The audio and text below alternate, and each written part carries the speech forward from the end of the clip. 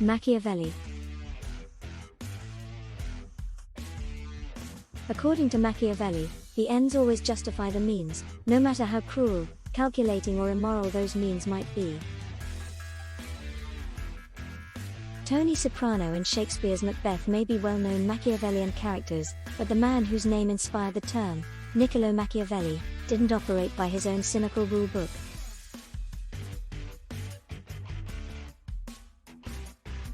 Rather, when Machiavelli wrote The Prince, his shrewd guidelines to power in the 16th century, he was an exiled statesman angling for a post in the Florentine government.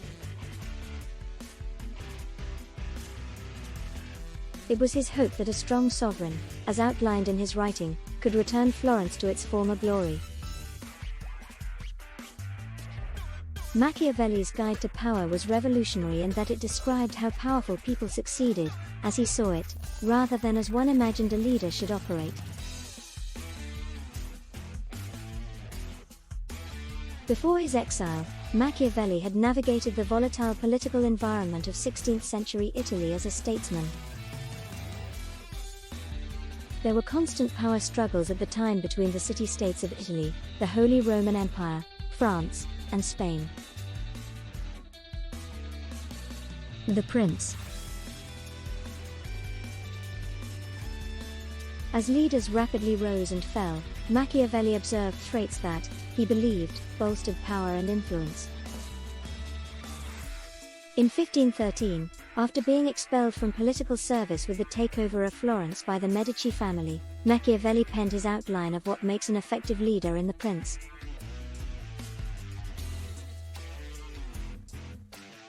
Unlike the noble princes portrayed in fairy tales, a successful ruler of a principality, as described in Machiavelli's writings, is brutal, calculating and, when necessary, utterly immoral. Because people are quick to change their nature when they imagine they can improve their lot, he wrote, a leader must also be shrewd. The fact is that a man who wants to act virtuously in every way necessarily comes to grief among so many who are not virtuous. Therefore, if a prince wants to maintain his rule, he must be prepared not to be virtuous, and to make use of this or not according to need.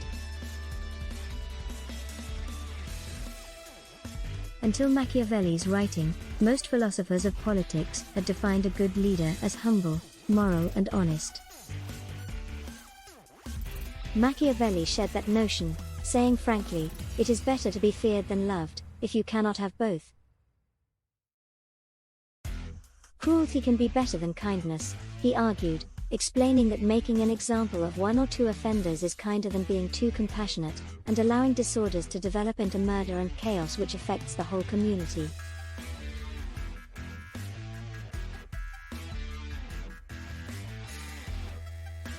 Keeping one's word can also be dangerous, he said, since experience shows that those who do not keep their word get the better of those who do.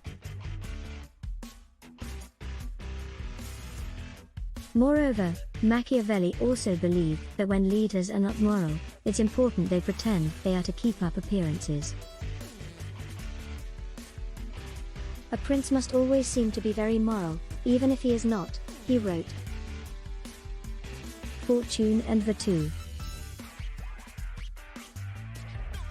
Finally, leaders must not rely on luck, Machiavelli wrote, but should shape their own fortune, through charisma, cunning and force.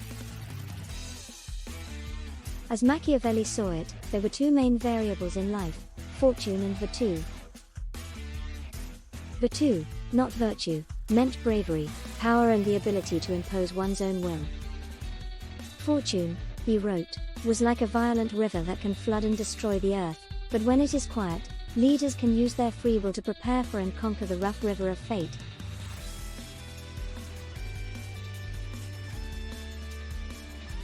An effective leader, Machiavelli wrote, maximizes virtù and minimizes the role of fortune. This way, fortune favors the brave. Cesare Borgia. One of the real-life models Machiavelli took inspiration from when writing The Prince was Cesare Borgia, a crude, brutal and cunning prince of the Papal States whom Machiavelli had observed firsthand.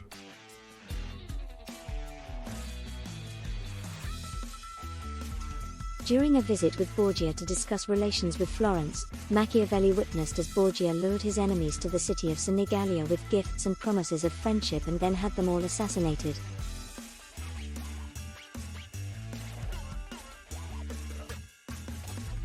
Ultimately, even Borgia would succumb to ill fortune when his father, Pope Alexander VI, became ill and died.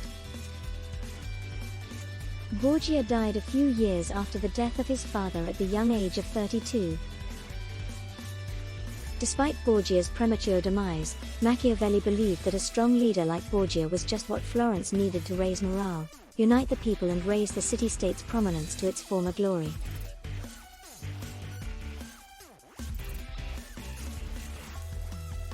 Machiavelli Quotes. The first method for estimating the intelligence of a ruler is to look at the men he has around him. It is not titles that honor men, but men that honor titles. Whoever believes that great advancement and new benefits make men forget old injuries is mistaken. The best fortress is to be found in the love of the people, for although you may have fortresses, they will not save you if you are hated by the people.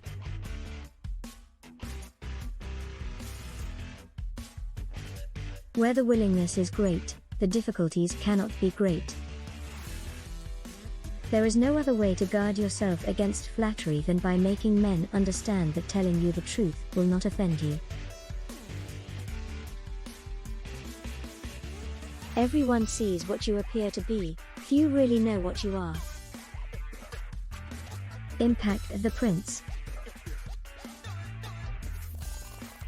But Machiavelli would not find an audience for his work before his death, and Florence was not restored to its former glory in his lifetime.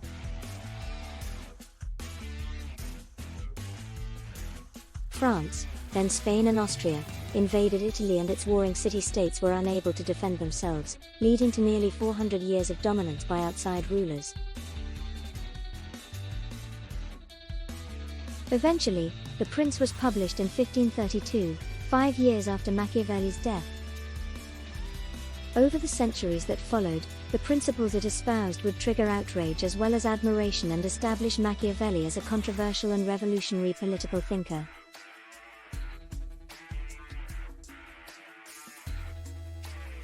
In 1559, all of Machiavelli's works were placed on the Catholic Church's Index of Prohibited Books. The recently formed Protestant Church also condemned The Prince, and it was banned in Elizabethan England. Nonetheless, the book was widely read, and its author's name became synonymous with cunning and unscrupulous behavior. The Art of War. Years after writing The Prince, Machiavelli penned The Art of War, a treatise written in the form of a dialogue between a military expert and citizens.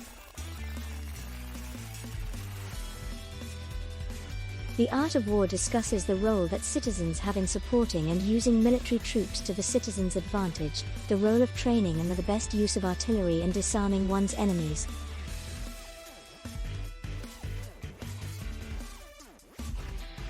Drawing on themes he introduced in The Prince, Machiavelli also notes how deception and intrigue are valuable military strategies. Machiavellian history. Machiavelli would be blamed for inspiring Henry VIII to defy the Pope and seize religious authority for himself. William Shakespeare would cite Machiavelli as the murderous Machiavel in Henry VI, and many of his characters would embody Machiavellian traits. Philosopher Edmund Burke would describe the French Revolution as bearing evidence of the odious maxims of a Machiavellian policy. In the 20th century, some would point to Machiavelli as playing a role in the rise of dictators like Adolf Hitler and Joseph Stalin. Hitler kept a copy of The Prince by his bedside, and Stalin was known to have read and annotated his copy of the book. Business leaders have looked to the work as a cutthroat approach to getting ahead, and the book has been called the Mafia Bible with gangsters, including John Gotti, quoting from its pages.